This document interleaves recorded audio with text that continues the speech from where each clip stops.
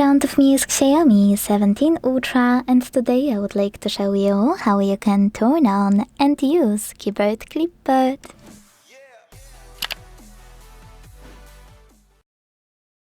Begin by launching your keyboard and tapping on Clipboard at the top of it. Then use this switcher at the top right corner to activate it, and go back thanks to this arrow at the top left one.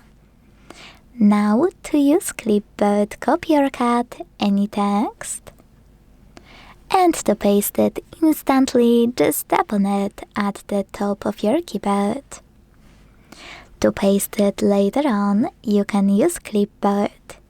Click on it and tap on anything you pasted to paste it here. If you want to do it after an hour, you need to pin your text or it will disappear. To do that, hold it and click on pin icon. You can always unpin it the same way. If you want to edit wherever you pasted or cut to be in Clipboard, hold it, tap on Edit, and edit your clip. Then make sure to click on Save.